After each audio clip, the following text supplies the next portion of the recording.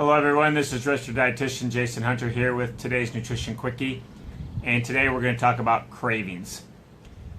One of these cravings you got to watch to the end because I got one for you that's definitely outside the box. It's really playing tricks on your brain and changing your, not permanently changing your taste buds, but temporarily sending a different signal to your brain to say, I don't want that food anymore. So I got that tip here at the end. So let's get started with today's quickie. So cravings. We can eat good all day and we're doing great. Later at night, all of a sudden we fall off the wagon, right? We raid the pantry, we go into the freezer, look for ice cream or other things that are just going to satisfy that craving. And most of the time, the craving is one thing, and it's sugar related. There are times where people do crave actually healthy foods or proteins or meats, things like that. And some people feel that's because you're deficient in like a vitamin or a mineral and so forth. But most of the time, it's sugar related. And here's why.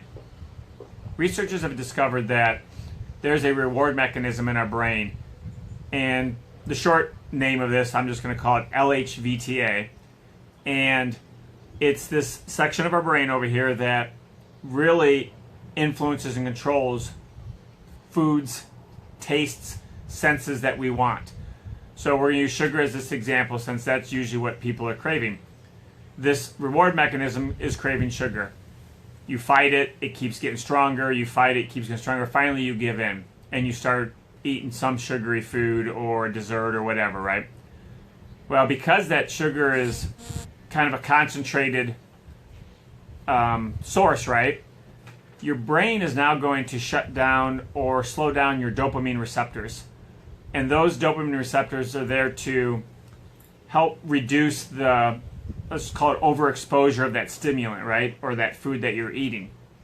The problem with this is now you may not be rewarded. You may not be satisfied like you intended to. So you tend to keep eating more food. You keep craving that food till you're stuffed or you know you ate too many calories and so forth.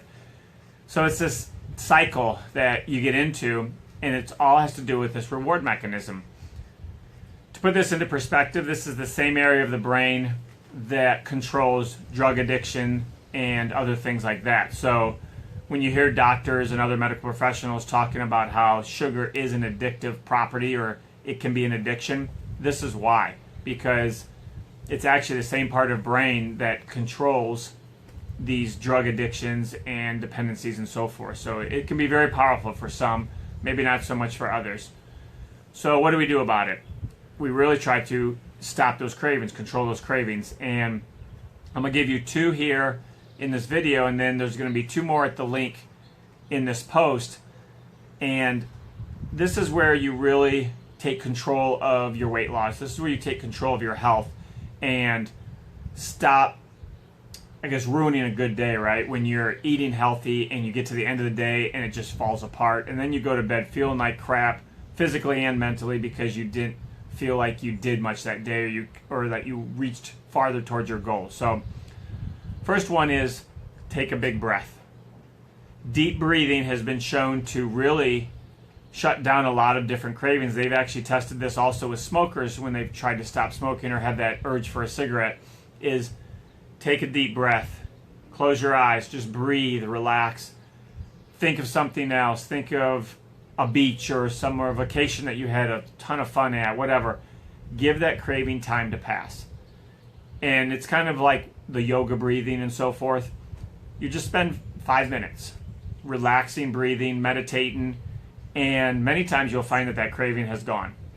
It's moved on. Your brain has calmed itself with those dopamine receptors that we talked about earlier. Craving no more. Problem solved. Another step is to, and this is a little different, but it's add that food into your meals. So maybe it's a little bit of ice cream or some chocolate, right? A lot of people crave just chocolate. Well, at dinner, if you know you're going to crave something like that later, just add a little bit of it at the end of your meal as kind of your dessert, right? That way you're more in control of controlling the quantity. You're satisfying that reward mechanism in your brain so that you're not going to be as likely to crave it later. You are also eating proteins, healthy fats, and so forth with that meal, right? So your insulin levels are going to be lower, your blood sugar is going to be lower. There's less damage in regards to how those calories are stored if you consume it with your meal rather than wait 2-3 hours and eat it at 9 o'clock at night, or that late night snack when that's the only thing you're consuming, and then your blood sugars rise, your insulin rises, and all that calories get stored as fat. So try that tip there. This third tip is in the link that I told you about. It's in this post here. It's definitely outside the box, and what it's doing is it's really playing tricks on your brain. It is temporarily changing your taste buds so that when you go to eat that cupcake or that cookie or that ice cream, it no longer tastes good. It's maybe not for everyone, but I would believe that most everyone is going to do this and find that, hey, this works awesome, and they don't mind doing it. There's also an alternative if you cannot find this one ingredient or this one food that we talk about in this post. We do mention that there's an alternative that you can do that will give you pretty much the same effect. So go click that link and find out what this third food crushing craving tip is.